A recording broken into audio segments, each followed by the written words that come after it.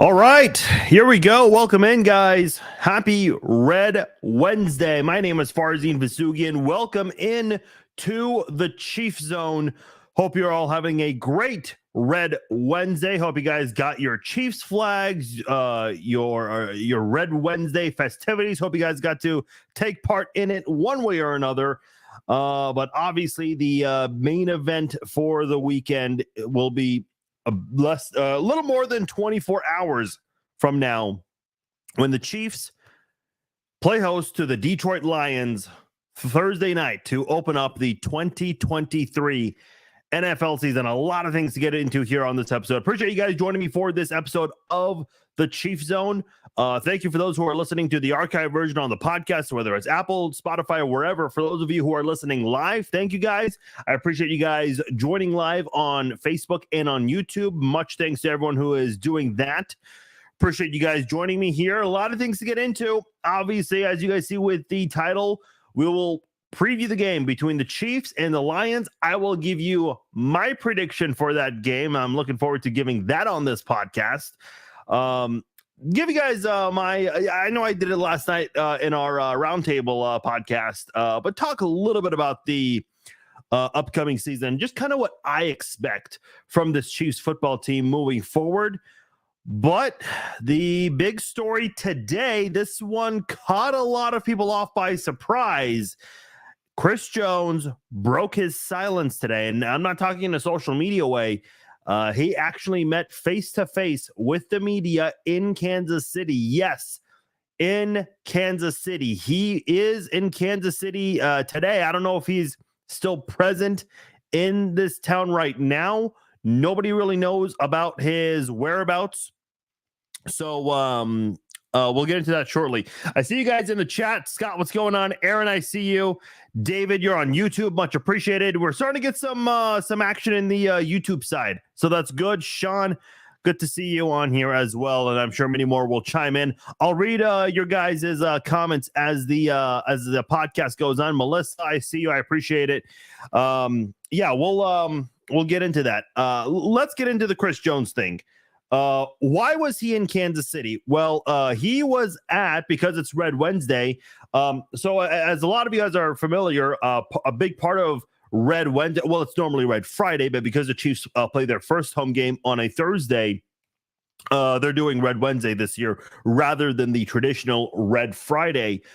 So what the big part about Red Wednesday or Red Friday, depending on the season, is they have these $5 flags. It's $10 online. It's $5 if you purchase them in person. You can go to a local McDonald's or a Hy-Vee in the Kansas City area. And I believe some of the, I don't want to speak fully on this. Don't quote me. I know St. Joe is a big part of this because that's the city that hosts training camp.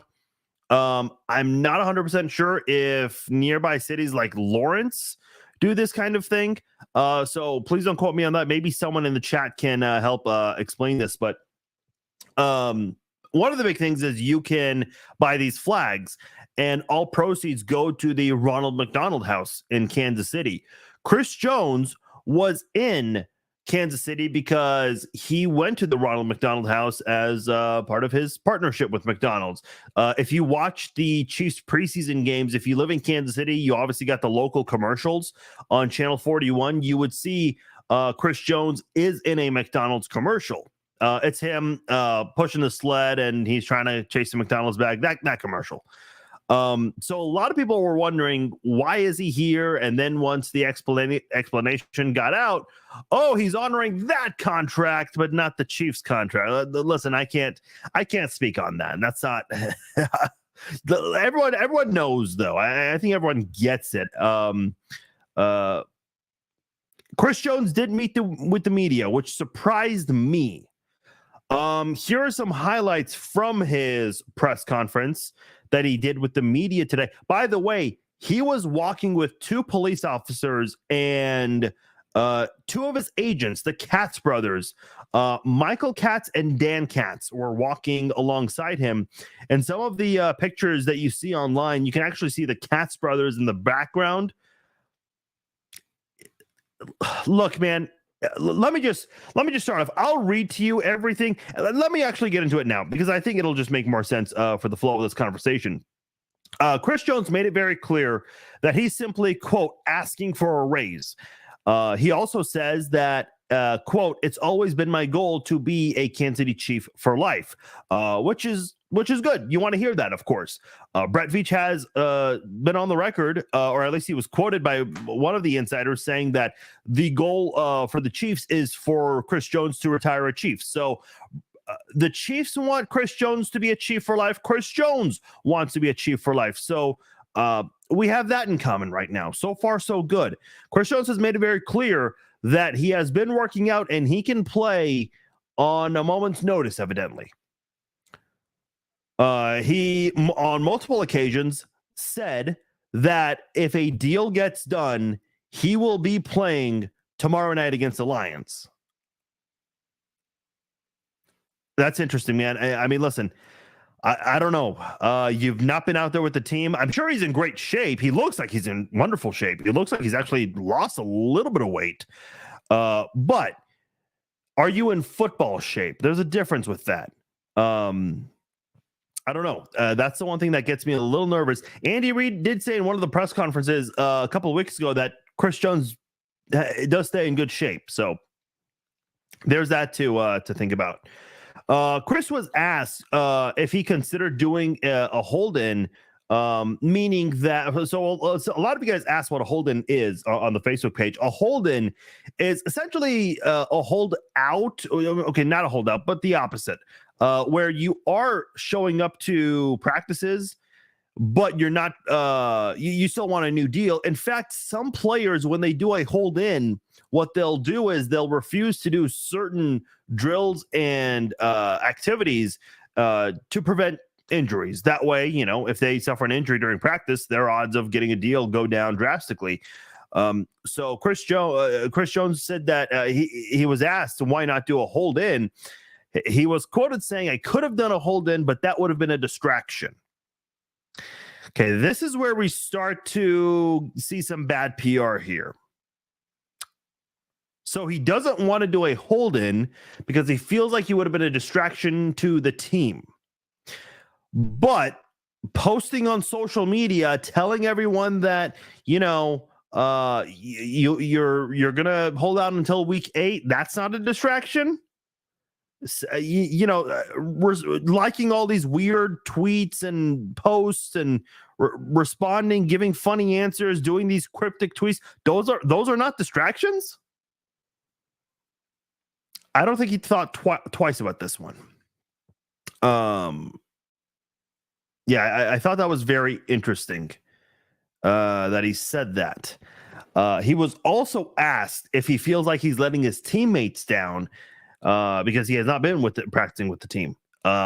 Because the past 6 weeks with training camp, preseason games, all these practices, everyone else is there practicing, getting ready, except for Chris Jones. And he immediately looked back and said, "How am I letting them down?"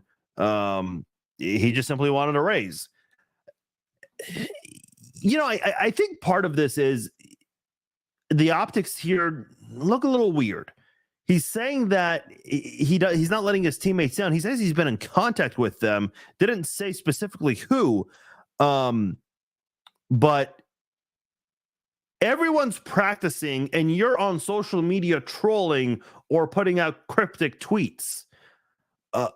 Like when Brett Veach did his press conference last week talking about how he was hopeful that Chris Jones would play tomorrow night, which, you know, listen, Brett Veach, great general manager, but he completely misread this. The fact that Brett Veach has been he's told the media he's being optimistic this whole time, and then a week ago he says he's hopeful Chris Jones will play tomorrow night. What is Brett Veach like? Where is he coming from to say all these things? I understand. I mean, what do you expect Brett Veach to say? I get a lot of people are going to ask that, but man, in a world where we have social media nowadays and the media maybe being a bit more aggressive with their questioning than before, you're going to have to answer for these mishaps that you've provided in these press conferences and media reports and whatnot. you know, I just don't understand. I mean, Chris Jones says, how am I letting the teammates? You have a game in 24 hours and you're not with the team. Now, all the stuff that was going on at the Ronald McDonald House, that was around 12 o'clock or roughly before 12 o'clock.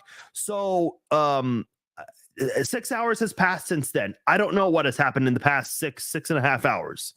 6.5 hours is a lot of hours. But if we have not seen any kind of progress in the last 6 weeks, I don't know why something would happen in the last 6 hours. I hope I'm wrong.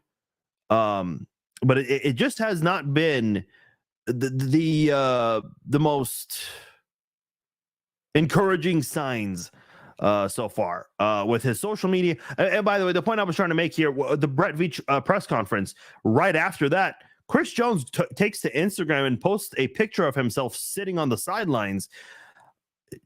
I mean, what message are you trying to send at this point? There was one other note Chris Jones made. He gave a lot of vague answers to things, which, okay, I get, but at the same time, it's like, here's the thing, like his agents are standing behind him. Okay. I'd rather hear from his agents than from Chris Jones. I don't want to hear from Chris Jones on a lot of these things.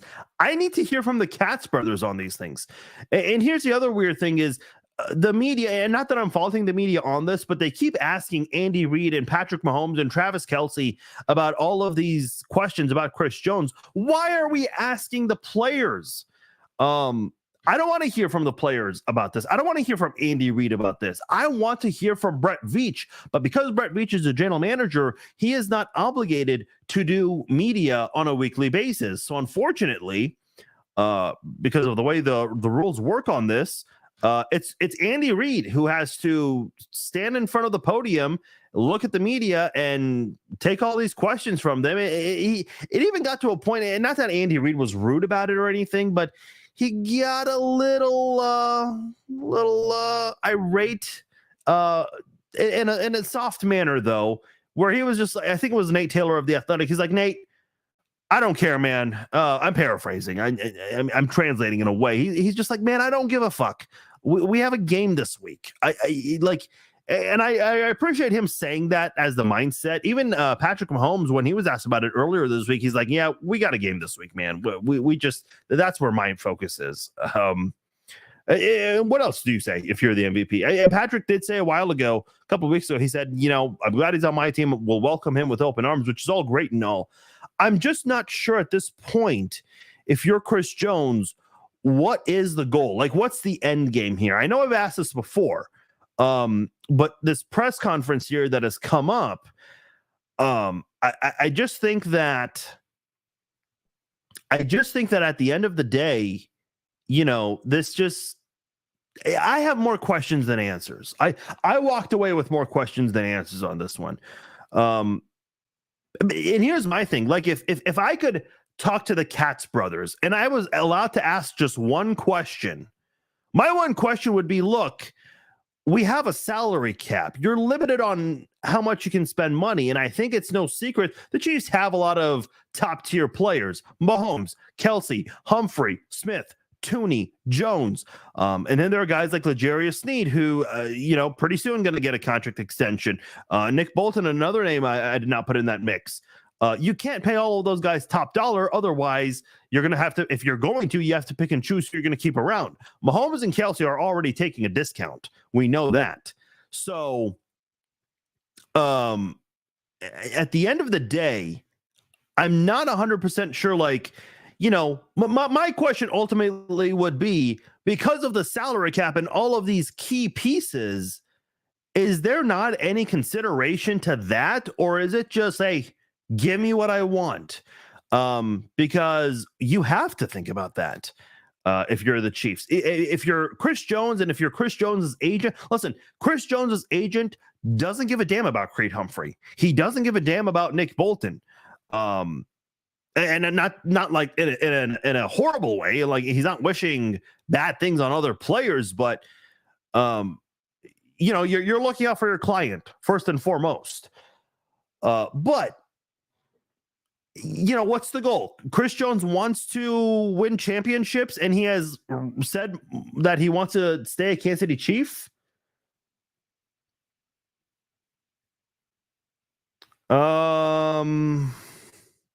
Nate Taylor just tweeted, Chris Jones is likely to watch his teammates against the Lions instead of playing with them.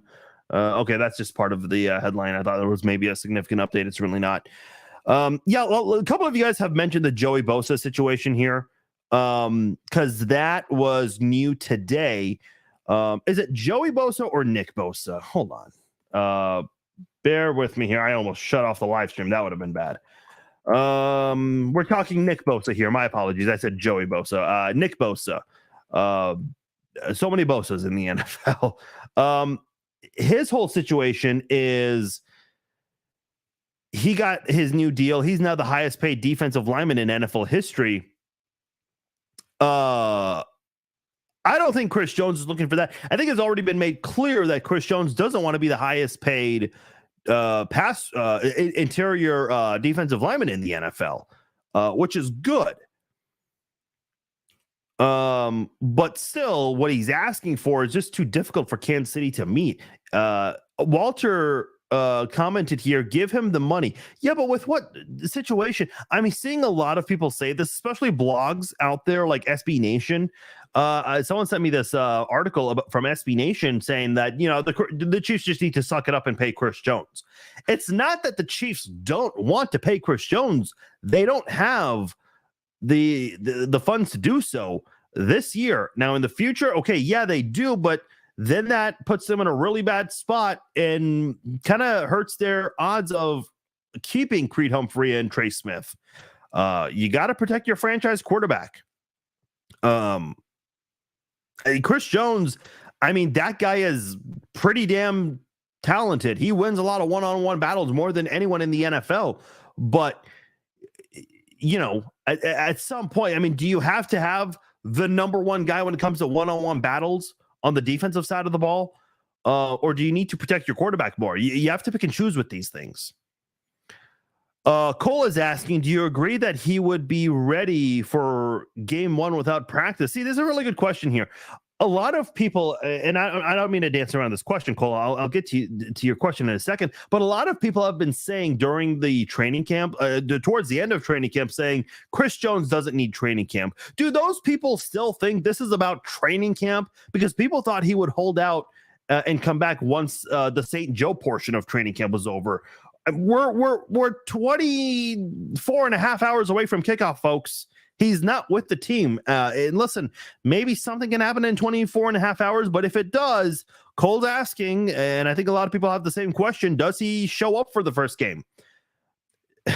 I don't know.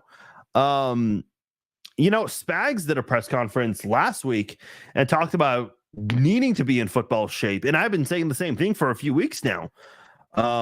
I think he is going to be on the active roster. I just don't know how many snaps he's playing. I don't know. He says he's ready. I'm not. Again, I trust Chris Jones is working out. He says he's been working out twice a day, every day. Great. I trust that. He looks like he's in phenomenal shape. He really does. But you got to be with the team and be around the coaches. And, if there are things you're struggling with, the coaches are there to help you fix all of that. He's not there right now. Let's see. Joe is not optimistic. There's no way the Chiefs and Jones come to an agreement. Yeah. Again, like if the holdouts lasted 6 weeks now, I don't know what's going to happen, within the next 24 hours that he's going to be ready for kickoff, because 24 hours from now, we will already know the inactives, which Chris Jones not going to be inactive because he's not on the active roster right now to be on the inactive list for game days. Be aware of that. People don't understand how that works. So when you see the inactive list tomorrow, just be aware Chris Jones will not be on it because he's not on the 53-man roster right now. It's a very important thing because I know I'm going to get one comment about it. Daniel says if the defense dominates without him, then he may be gone for a while. See, this is a really good point, Daniel. I'll even go the opposite direction. What if the Chiefs struggle defensively to the point that it leads them to losing games? Is that not considered a good day for Chris Jones? Like, if the defense is getting their asses kicked every game, isn't Chris Jones and his agents, the Katz brothers, aren't they all going to be grinning while watching all of that? Like, here's the weird thing. Chris Jones is talking about how he's not letting his teammates down, but he's also refusing to show up because he wants the deal that he's asking for. In order for him to get what he wants at this rate, he kind of needs the Chiefs to fail. I mean, I don't know. Is he rooting for the team to struggle? I hate to even ask that, but and listen, I don't think anyone in the media is going to ask that, because that is going to create a bit of a rift, and in the future, that reporter is probably not going to get a lot of answers from the media. The media is just going to give them the cold shoulder, so you can't really ask that question, but it's a valid one, right? Like, I mean, in order to get what you want at this point, you kind of need the team to suck. I don't know, man. I hate it, but it's that's the reality of it. Abby says, I'm wondering if this will hurt the team dynamic with CJ handling the situation this way. When I ask for a raise at work, I still have to do the job until a decision is made. Yeah, this is a really good point. Chris Jones was looking at the reporter and he said, hey, look, this is no different than if you ask for a raise. Yeah, but, you know, and I'll say this as someone who has worked in the journalism industry. If you want a raise and you refuse to show up, dude, they're just going to give you the middle finger and hire somebody else. Obviously, as you guys know, you know, everyone's consuming media one way or another, whether it's blogs, podcasts, your local TV station, newspaper, radio, whatever. If someone's refusing to show up, guess what? The news director or the editor is going to say, okay, get out of here. I'll just have we'll just have another guy on staff go do what you're doing, and we'll hire someone else to cover their duties. So, you know, I hate when people compare their job, the normal 9-to-5 job, to this whole thing, because if anyone holds out per se at their job, well, then you're getting fired essentially. Your boss is going to hire someone else. In football, you know, what Chris Jones is doing is not, he's irreplaceable for sure. What's up, Christopher? I see you, man. Troy says I'd trade him for Mike Evans, be done with him. We could use an excellent receiver. Maybe, I don't know. Not really sure what Tampa Bay's situation is right now. Do you think he would still be top 3 in his position without the practice? Would be an interesting topic of discussion, considering he has not been involved with team activities. How long until he is in game shape? This is a really interesting question, Cole. Yeah, I don't know. Again, it's hard to answer questions like that because I'm not there.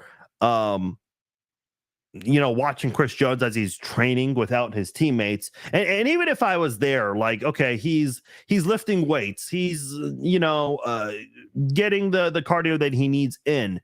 And then he's on the field doing his own drills. Like, even if I were to be able to see those things, I don't even know, like, what am I looking at here? Okay, he's training by himself.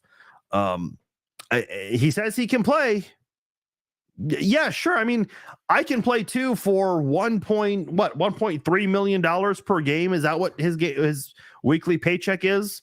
I don't know, man. I'm not sure. Let's see here. Levi says, who, in your opinion, are the most important free agents we have to keep in the next couple of years? Somebody was asking this a couple of weeks ago. I don't have the free agent list in front of me. Let me see if I can pull it up real quickly. So this is from NFL Trade Rumors, the top 100 available free agents. The first 2 are running backs. Shocker. Leonard Fournette and Kareem Hunt. Oh boy, what a story that would be if Kareem Hunt came back. Boy, if the Chiefs, like, here's my thing. I said the Chiefs would never bring back Kareem Hunt, but if the defense is doing terrible, and let me just say this right now, there are not a lot of available, like, viable options. Cameron Dantzler cornerback formerly of the Texans. He's the number 4 available player in free agency. Chris Wormley and Matt Ioannidis. Those are the number 6 and 7 available free agents. Those guys are defensive linemen. I mean, Kyle Van Noy, he's number 10 on the list. He's an edge rusher. You don't have a lot of viable options here, which is understandable because you are in free agency. Melvin Ingram, he was briefly with the Chiefs, if people remember. Carlos Dunlap is still out there. But those are edge guys, not interior guys. Akeem Hicks still out there, I suppose. But let me just say this. If the Chiefs defense struggles and you don't have a lot of options on defense, maybe bolster the offense. And I like Isaiah Pacheco and Jerick McKinnon, but what if the Chiefs wanted to bolster the offense and bring back a guy like Kareem Hunt?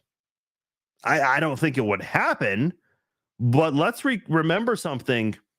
In 2018, the Chiefs had the best quarterback, the best running back, the best tight end, and the best wide receiver. Obviously, they're not going to get Tyreek Hill back, but they had the number 1 offense by far that year, and it was the 3rd highest scoring output in NFL history. Kareem Hunt's 28, so I don't know if this is a situation where they would be interested in him or what. But if you're in trouble, man, and you got some injuries at the running back position, maybe it's time to forgive and give a second chance. I don't know.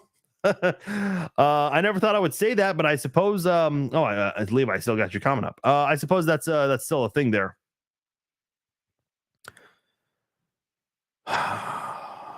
Let's see. And by the way, if I'm not talking, I'm trying to read through some comments here. I just don't want to take any repeat comments like Bud, I see you. Scott, I see you.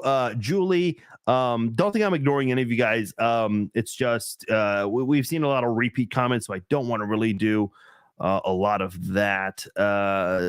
Todd says maybe Neil Farrell, who just came over from the Raiders in a very interesting divisional trade, taken in the 4th round of last year's draft, I think. Yeah, what if he comes in and shows out? Yeah, that's a possibility.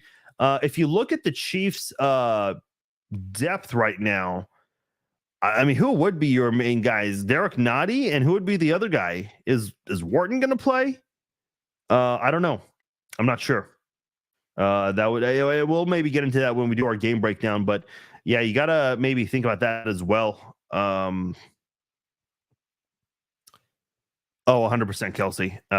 Listen, a lot of people defend Tony Gonzalez, Jason, and they say that, well, Tony Gonzalez didn't have Patrick Mahomes. Yeah, but you don't have to have Patrick Mahomes throwing the ball to you in order to succeed. Tony Gonzalez did a lot of great things without Patrick Mahomes. And by the way, it's not like, he had shit passers his entire career. He had Trent Green and what was by far the best offense from 2002 to 2005. And even in 2006, even though it was not the same because of the Trent Green injury and Damon Huard filling in, that offense was still doing a lot of really good things. And even in 2008, when he had Tyler Thigpen throwing to him, he and Dwayne Bill on the same team still caught for 1,000 yards. So he's had success with Trent Green for a short period of time, with Tyler Thigpen, with Matt Ryan in Atlanta. So it's not like Tony Gonzalez did not have a top tier quarterback throwing the ball to him. Trent Green was always labeled as an underrated guy. Obviously in Atlanta, they had a prolific offense, especially after Tony Gonzalez's time. Still had some of the key pieces there going out there and balling out. So Gonzalez has been on some really good offenses in the past. But I still got to go with Kelsey. The things that he's doing, nobody's ever done. And I know a lot of Patriots fans defend Gronk. Well, Gronk's got 4 rings. Yeah. One of them he didn't even play in the Super Bowl. The one where Brady and the Patriots came back against the Falcons. Oddly enough, I just kind of alluded to that team a moment ago. But yeah, Gronk didn't even play in that one. Yeah, sure, you still get a ring because you are part of the roster and all. I get it, but man, I mean, it's like saying Robert Horry is better than Kobe, MJ, LeBron because he has more rings than all those guys. Like, come on. our linebackers must overperform. Todd's saying, yeah, possibly. Charlie's saying, let me go back to this comment. I think their duties become more important because of the Chris Jones absence. Charlie says perhaps Karlaftis has a breakout year. Yeah, that's a possibility. He got off to a slow start the first half, and I've gone over this many times about Karlaftis, but yeah, he really rose in the second half. Just the way he played. It feels like he got a sack in every, like in the first 10 games, I think he just had like a half a sack or one sack. In the second 10 games, it just seemed like he got a sack in every game except for maybe 2 or 3. Like he really showed out in the second half of the season. He went through that typical rookie learning curve. If he played like that the entire season, this guy's got a damn good chance at winning Defensive Rookie of the Year. Didn't end up going that way, but man, in terms of guys who are entering their sophomore seasons in the NFL, he might be one of the best defensive players, maybe the best defensive player this year among all second-year defensive players. So I'm very excited to see what he does this season. Hopefully Nick Bolton gets a Pro Bowl selection or a defensive award. I would say the defensive award. I mean, the Pro Bowl, man, I just don't care about the Pro Bowl. Orlando Brown has made the Pro Bowl 4 years in a row. If you've made the Pro Bowl 4 years in a row, why are you playing for 3 different teams in a 5-year span? I mean, come on. It just makes no sense.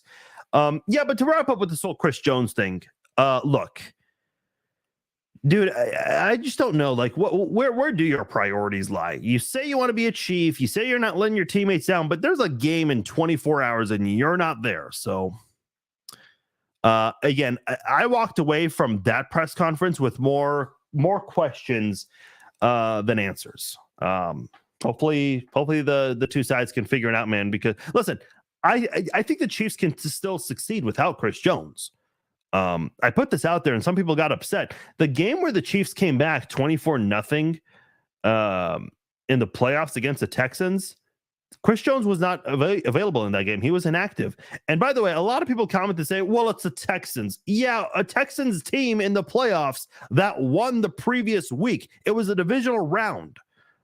If you're really going to try to refute this by saying it's the Texans, yeah, it is the Texans, a Texans team that won a playoff game the week before and came into Arrowhead. And listen, not that they don't deserve credit for that 24-0 start. I get it. Like Tyreek Hill fumbling the punt return, Dustin Colquitt's blocked punt, the major blown coverage on the first drive of the game. Like, yeah, okay, the Chiefs probably gifted them a lot of those scores, but still, to come back 24-0 and to erase it in one quarter, that deficit, that's all hell impressive to me. I mean, come on, how is it not?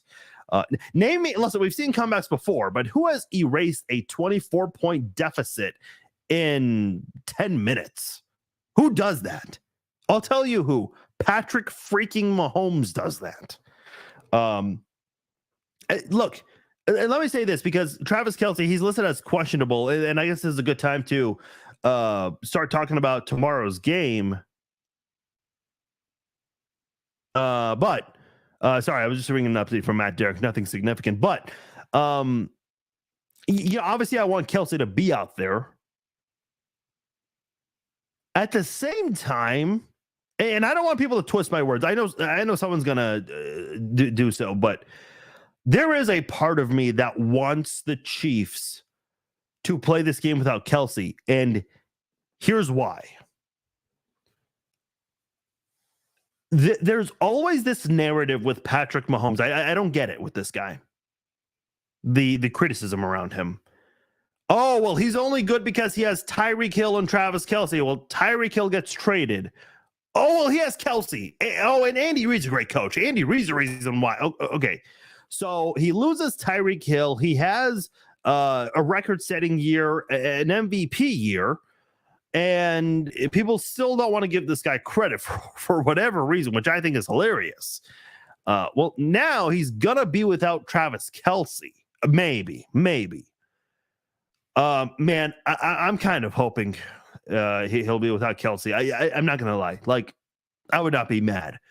I want Patrick Mahomes to go out there tomorrow and ball the fuck out without Kelce, because then you can finally say he just won without Kelce and Hill and probably Chris Jones. And I know people are going to say, oh, well, it was only one game. It was only, yeah, I don't care if it was one game. I don't care who it was against. People are just finding ways to stack up reasons to not give this guy credit. He's already without Tyreek Hill. He's probably going to be without the best tight end in NFL history tomorrow night. I want him to ball out tomorrow. Brian just asked a great question while I'm talking about this. If Kelce can go tomorrow, who do you think Mahomes' main target will be? I don't know. That's a really good question, and I'm giving you a really terrible answer, Brian, so I apologize. I don't know. This is where things get interesting, because if Marquez Valdes-Scantling has a big game, that'll be considered a surprise to a lot of people, to Chiefs fans. Same thing with Sky Moore, Justin Ross, Richie James, Kadarius Toney, who was, by the way, a full participant in practice today, which is good. Same with L'Jarius Sneed. Everyone practices except for Travis Kelce. Worth getting that out there. If Isaiah Pacheco has a big game, it would be a surprise to a lot of people. Clyde Edwards-Helaire or Jerick McKinnon, Noah Gray. I'm basically giving you all of the running backs, tight ends, and wide receivers at this point. Blake Bell. So at this point, anyone that has 100 yards receiving or 100 yards rushing, that would be considered a big surprise. To do it without Travis Kelce. So if I had to tell you who I think would be his primary target, man, I don't know if Kadarius Toney, if he's going to be on a snap count in this game, but I really like Richie James. That's kind of like my dark horse pick. I don't do same game parlays. Like, that is way too risky for me. With like regular parlays, like if someone gets hurt, you at least still have a chance to win that game. But if I had to do an in-game parlay, I'd be inclined to maybe say that I don't know what the over-under is on Richie James receiving yards. I think he's got a great chance to help the team move the chains. And we talked about this last night on the Roundtable podcast. If you guys didn't get a chance, check it out.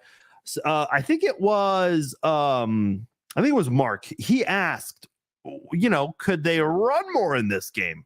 It's not Andy Reid's MO. It's really not. A lot of people have complained and asked, why isn't Andy running the ball more with Jerick McKinnon and Isaiah Pacheco? It's just not been his thing. Even before Mahomes in Philadelphia, it's just not really been his thing.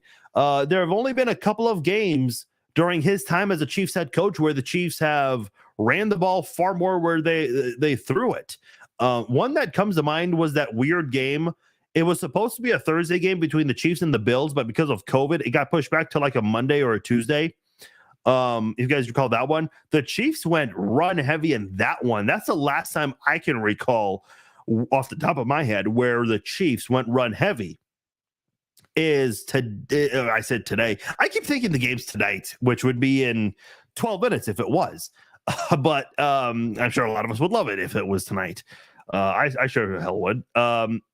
Tomorrow night is the time to go run heavy with Pacheco and Edwards-Helaire. Here's the good news. I mean, not that the Travis Kelce injury is good, but the timing of it when it happened on a Tuesday, the Chiefs had their last day of practice today. Now, I don't know if it was the normal practice with pads and helmet. I don't know if it was a walkthrough.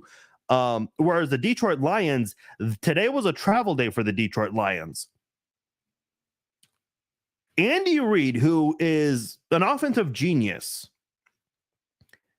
if you can give Andy Reid a day, even though it's not a lot, but still a day, with the Travis Kelce situation right now, I think Andy Reid can find a way to come up with a new game plan to try to make up for Kelce's absence. Because if you're Kansas City, shouldn't you, like, as of Tuesday afternoon, you have to approach that game as if Travis Kelce's not going to play, because there's a very good chance that, your guy who probably gets 9 to 10 targets a game is not going to be there. So figure out a way. Who is going to be your big guy in this game? Is it MVS, Sky Moore, Rashee Rice? Richie James, Justin Ross could maybe be a guy. He was the guy that was touted as a guy who should have gone in the first round last year, but obviously because of injuries, he went undrafted. Maybe earlier than expected. Is this the time for him to go out and ball out? Maybe this is the time to do that. If I had to give you a dark horse guy, I think Richie James.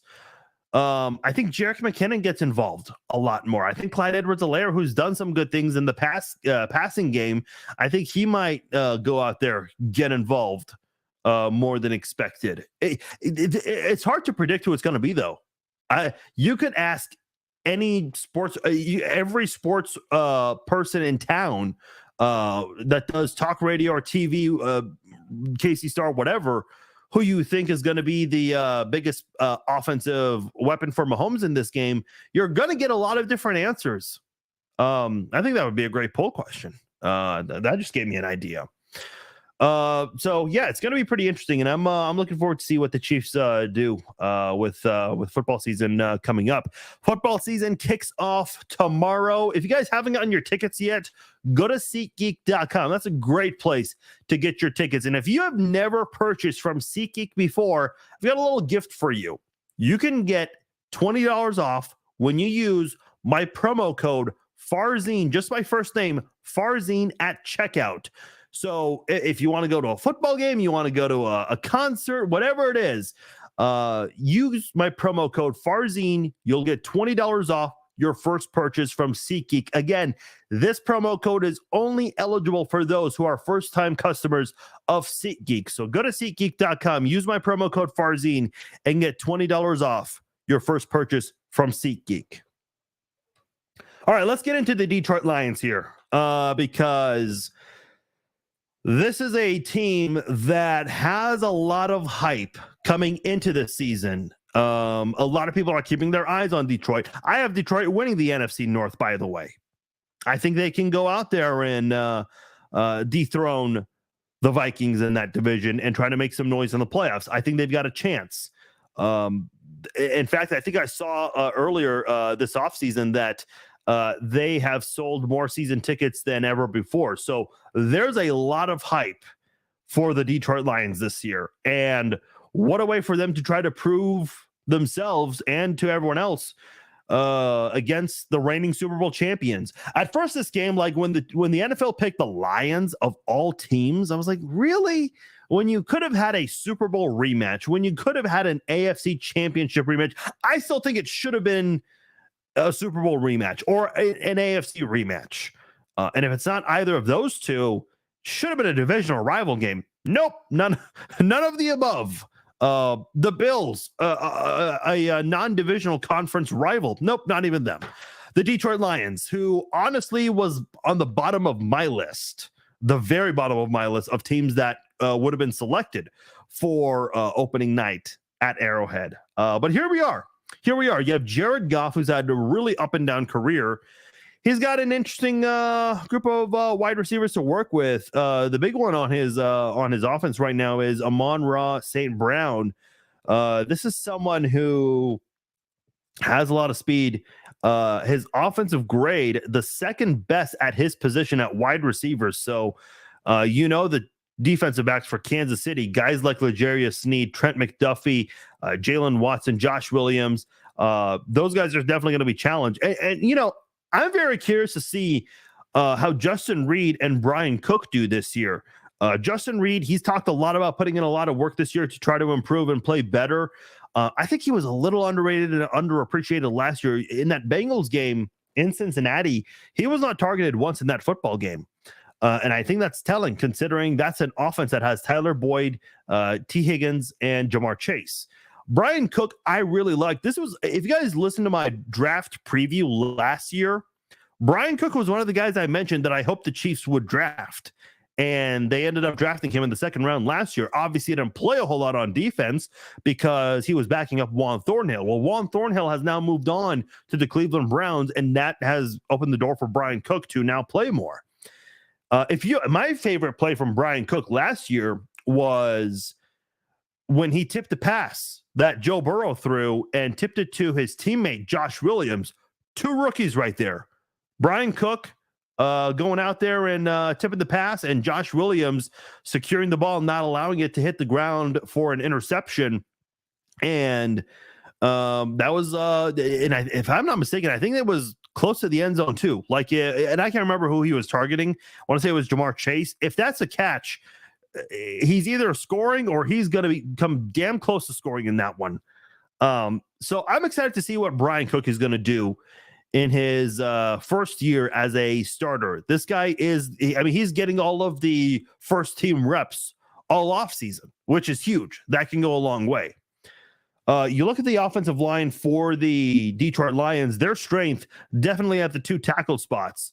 You look at the guys they have at offensive tackle. They have Sewell and Taylor Decker. These are both first-round draft picks. Sewell from 2021, Decker from 2016. He's been there for quite a while. I think he might be the most tenured player on that offense for Detroit. The running back position is very interesting, by the way. You look at what the Lions have at running back. They have Jamar Gibbs, who they drafted in the first round this year. They have David Montgomery, who they brought in from the Chicago Bears. He's had at least 800 yards rushing every single year with the Bears. He has a 3.9 yard per carry average. One season he had 1,000 yards rushing, but he's had at least 800 yards every year, which, look, I guess nowadays with the running back position, that's not terrible. I suppose that's a good thing. But yeah, I think this is a guy who's going to come in and definitely try to make some noise. And if you're a Big 12 fan, you definitely recognize his name because he did go to Iowa State. Worth mentioning there. Look, no Chris Jones. Derek Nottie is going to be there on the defensive line. I mean, who else do you have there that the Chiefs could have? Danny Shelton's on the practice squad. I was hoping he'd be on the 53. A couple of guys mentioned Neil Farrell in the chat. Keandre Coburn. Those are your 4 defensive tackles right now. I'm just laughing because on Our Lads, it shows that Farrell was a trade from Vegas. I'm just confused with the Raiders, man. I don't get what they're doing. They've already restructured Jimmy Garoppolo's contract. Imagine that. So yeah, Keandre Coburn, I mentioned this before. What if this guy shines and has a really big rookie season? Brett Veach has scored big the last couple of drafts with late round draft picks. Got Trey Smith in the 6th round a couple of years ago. Got Isaiah Pacheco last year. Could Keandre Coburn make it 3 for 3 years in a row? I think so. I don't know how much playing time he's going to get in this one. Neil Farrell, I mean, he's got experience, but only by 1 year. So I don't know. The Chiefs have some options at the defensive tackle spot. Nottie's been with the team for a long time. He is the most tenured defensive player on the Chiefs, and it's not even close. He's been with the Chiefs since 2018. I think Justin Reed's also been in the NFL since 2018, but not with the Chiefs. It's only his 2nd season with the Chiefs. So you don't have a lot of veteran experience in general, let alone just guys who've been on this team a long time. So Derek Nottie, this is his chance to maybe prove himself because he's been overshadowed by Chris Jones for so many years, his entire time in Kansas City since he got drafted in the 3rd round in 2018. So I'm trying to think of 3rd round draft picks for the Chiefs at defensive tackle. The only one I can think of is Tank Tyler off the top of my head. Let me just quickly look that up because I don't want to have to go back on that. 3rd round last year was Leo Chenal. Josh Kendo was a 4th round pick, but he was a defensive end. Lucas Ning in 2020. Colin Saunders. Oh, I forgot about Colin Saunders. Yeah, he's moved on to the Saints.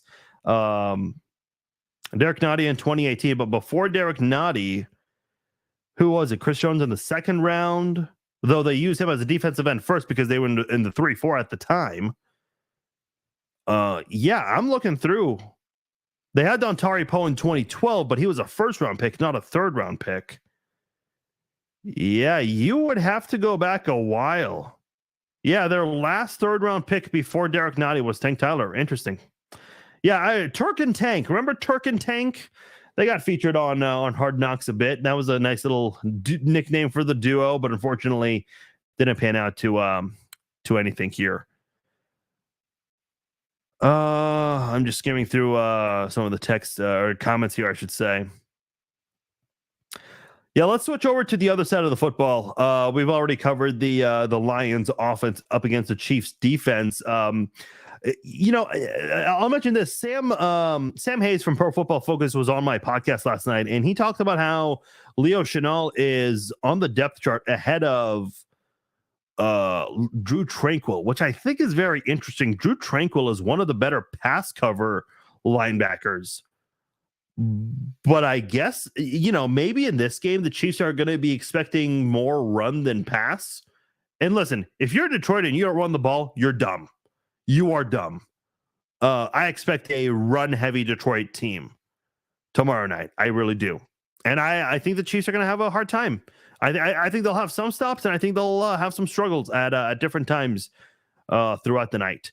All right, Chiefs offense, obviously, Patrick Mahomes and Travis Kelce. If Kelce plays in this one, Chiefs are not going to know until tomorrow. He is listed as questionable. Kadarius Toney's expected to play. He was a full participant today, which was good to see. You have Marquez Valdes-Scantling, the veteran receiver on this group here. You don't have a lot of tenured wide receivers who've been with the Chiefs long term. Who is the most tenured wide receiver with the Chiefs? If we take a look at that real quickly here, looks like might be MVS and Justin Watson. So you have so many young new faces on this Chiefs team. Richie James is a newcomer. Sky Moore didn't play a lot on offense last year, so it kind of feels like he's a newcomer. Rashee Rice is a rookie. Justin Ross, he was with the team last year, but obviously didn't play. So it kind of feels like he's also a newcomer. So a lot of new faces. Kadarius Toney, yes, he was on the team last year, but not in week one. So a lot of the guys who was on the team in week one? That's what the receivers right now. MVS was, Sky Moore was, and Justin Watson. Ross was, but he wasn't playing. So you have 4 new receivers that were on the team that are on the team now, but were not with the team playing in week one last year. Very interesting. So let's assume Kelce's not playing. What do the Chiefs do in this one? How do they try to utilize this offense they have? They have a lot of speedsters. You look at Detroit's defense, which, by the way, was the worst in the NFL last year. And I don't think they really did much to try to upgrade the defense. So it's going to be a tough task for the Detroit Lions coming in here against Patrick Mahomes still. You look at who they have at their defensive interior, and Aleem McNeil, not really a guy that's going to really scare you a whole lot. I think their best player is Aiden Hutchinson. Played well last year. I think he was a rookie last year. Yeah, he was the number 2 player taken in last year's draft. Did pretty well last year, but he's really the only guy on the defensive side of the ball, on the defensive line, that really scares me. And that's who Jawaan Taylor, a newcomer for the Chiefs, is going to be going up against. And by the way, that's what I'm curious to see. I don't have any questions about Tooney, Humphrey, nor Smith, but I have a lot of questions about Donovan Smith and Jawaan Taylor. Those are your 2 new offensive tackles. I mentioned already Orlando Brown and Andrew Wiley, your left and right tackles from last year. They led the NFL in pressures allowed. The Chiefs moved on from those guys, and they brought in 2 new guys and have a lot of expectations from those 2 coming into this season. So how do Donovan Smith and Jawaan Taylor do against Aiden Hutchinson and Charles Harris? Charles Harris was a first-round draft pick from 2017, former Missouri Tiger there. So a familiar face to a lot of Chiefs fans probably. So he'll be coming to Arrowhead, likely against some fans who were cheering for him years ago at Mizzou. The cornerback position is very interesting, though. They have Cameron Sutton, who was their a third-round pick in 2017 with Tennessee. That's their number one cornerback. And by the way, I apologize. I said that the Lions outdrafted him. He came over from Pittsburgh. So no, this was not a Lions draft pick. So my apologies there. I will say, I think I could see Patrick Mahomes picking on Jerry Jacobs in this game. Not a good cornerback. He's one of their starters wearing number 23. So if you want to keep an eye on anyone, I think Patrick Mahomes is going to pick on Jacobs in this one. Number 23 for the Detroit Lions. Keep that in mind. They also have Gardner Johnson. Yes, the CJ Gardner Johnson, the same CJ Gardner Johnson who played for the Philadelphia Eagles last year, the same CJ Gardner Johnson who was out there complaining about the field in the Super Bowl, the same CJ Gardner Johnson who's going to be standing on the field at Arrowhead watching the Chiefs drop that Super Bowl 57 banner that CJ Gardner Johnson and his former teammates lost. So that'll be cool. I'd like to see him get torched in this game if he plays. I know there's some questions about his availability. Let me just quickly see if he was on the injury report in this one. No, I don't see him on the injury report for the Lions. So I think he is expected to play in this game. Chiefs had a lot of players on the injury report, but they were all full participants except for Travis Kelce. He did not practice today. By the way, I don't understand the participation Wednesday for the Lions on their injury report. I guess they had a walkthrough, but it was probably really short because they had a flight to catch and all of that. So, yeah, there's that. Okay, so we went over the Chiefs or the Lions defense. When you look at the Chiefs offense, again, I think you got to be very creative here. And maybe you don't see a lot of deep passes in this one, although I think they could do it against Jerry Jacobs unless he gets some safety help there. It wouldn't surprise me if Jerry Jacobs gets a lot of safety help in this football game. But you have a lot of speedsters, man. MVS is a fast dude. Kadarius Toney is fast. Sky Moore has got some speed. Richie James, that's your kick returner, so obviously he's got some speed. Justin Ross, great route runner. We saw it in the preseason, able to create some separation with his speed. Can he carry over that preseason success over to the regular season if his number is called?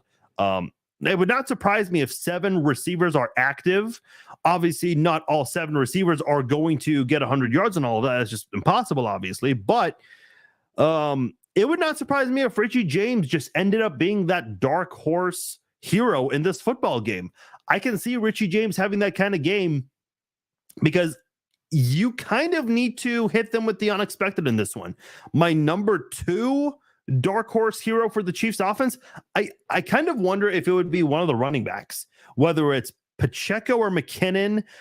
I don't think Edwards-Helaire is going to necessarily step up and have a huge game, but I think he'll contribute in the passing game for the Chiefs. I think he'll maybe be that guy that Mahomes will go to if the first or second options are not available. So I can see Mahomes doing that in this game.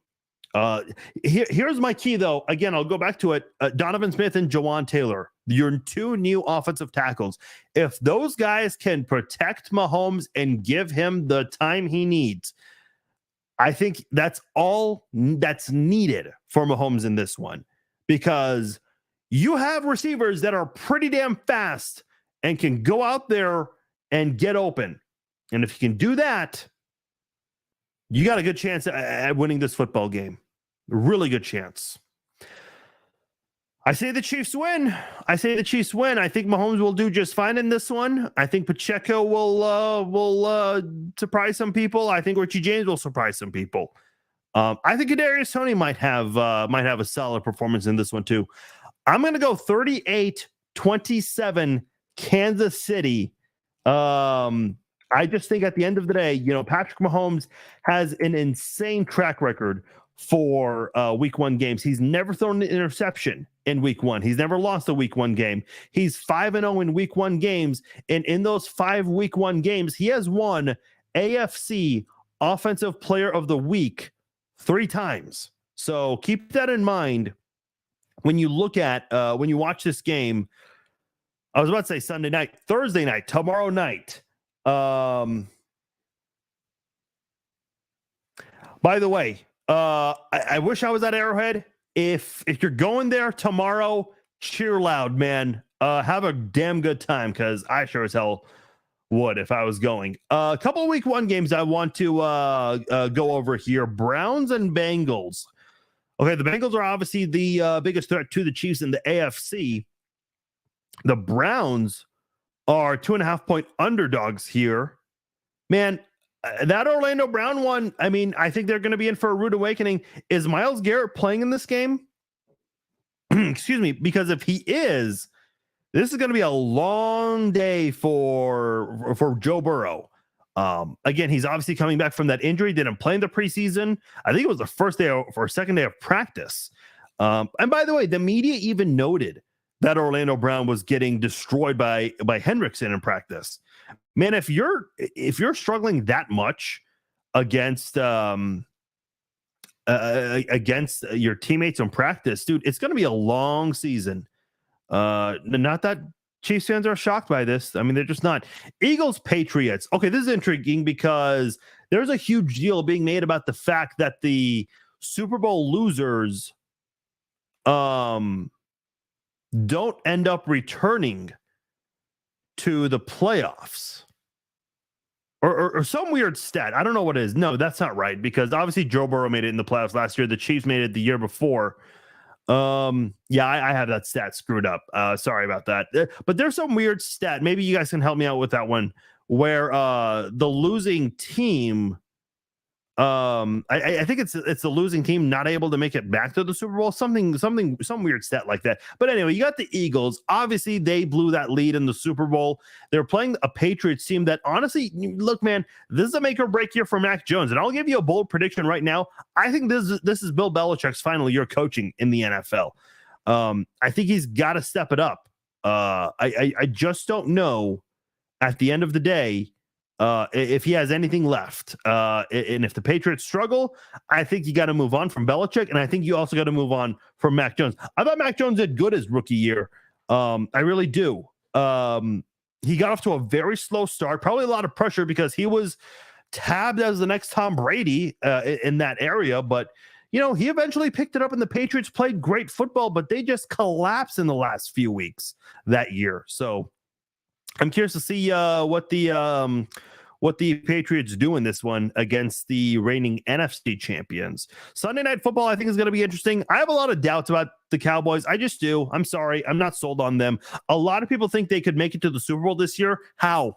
I'm just not sold on Dak Prescott. Regular season Dak Prescott, cool. He's good. So is Lamar Jackson in the regular season. Playoff Dak Prescott?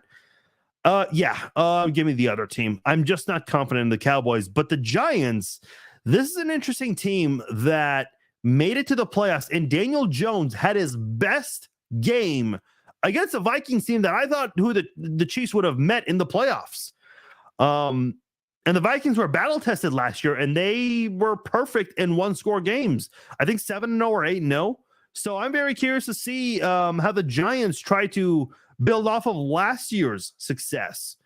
I'm very curious to see that. And then Monday Night Football, I think that is going to be a very interesting game. That, to me, might be the most interesting game, and I think that's a perfect game to pick to finish week one. The Bills and the Jets.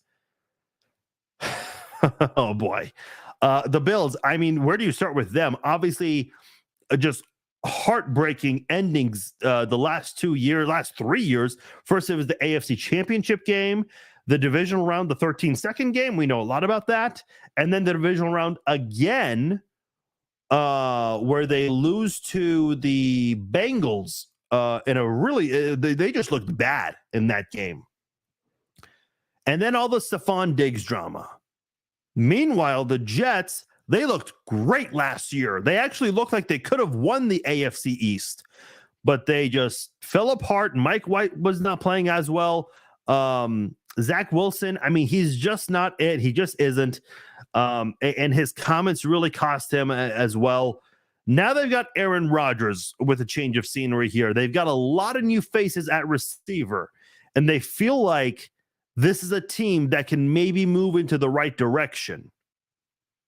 I have the Jets winning the AFC East. I do.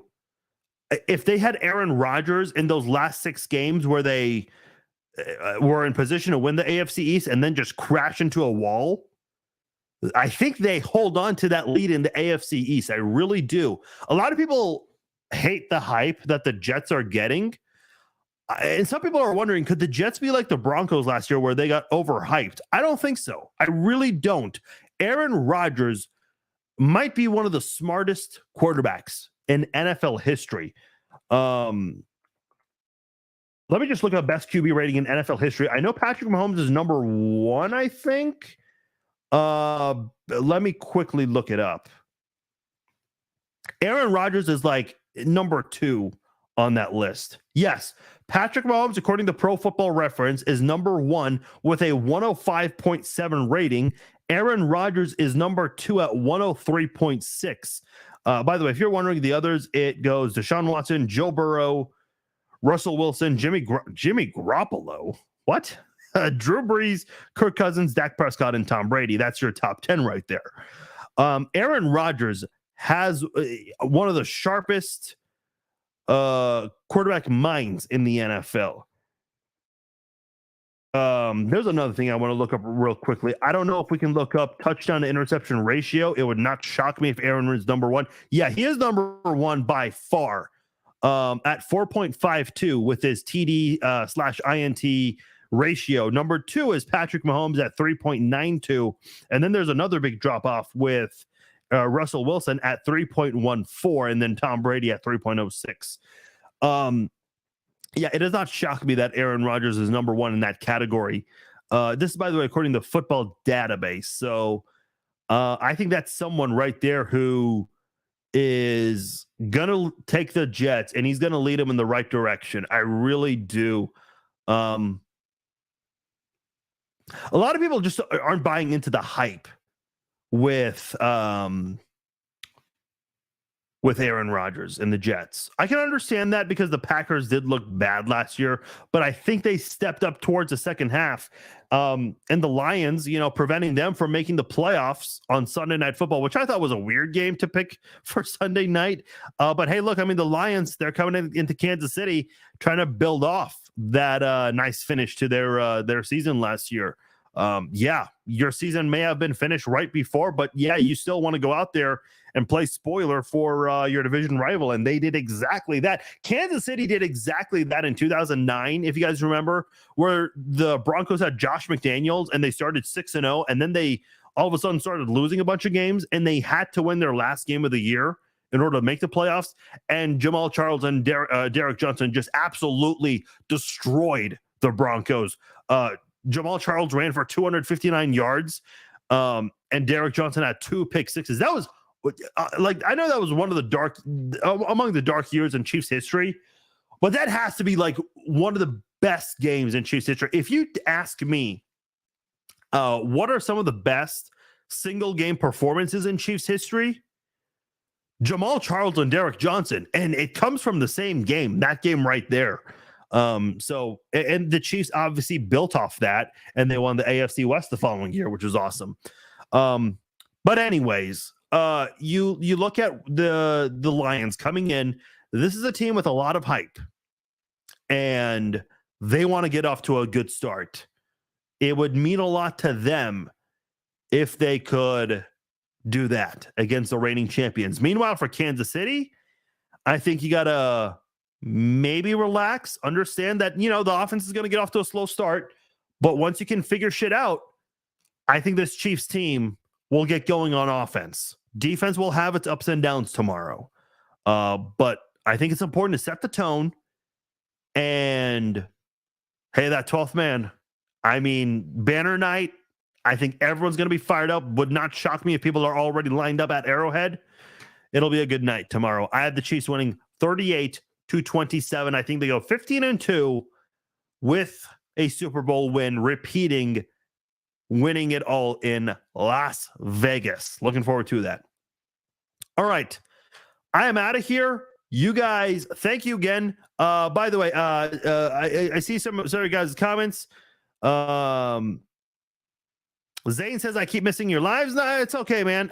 Listen, I have to take responsibility because I have not been consistent with my start times.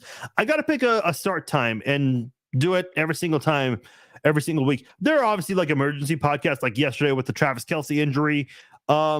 Listen, I mean, I don't know how it all works, but if you guys can turn on like your notifications, that kind of thing, you'll always have you'll be notified. Hunter says he's going to the Bengals game.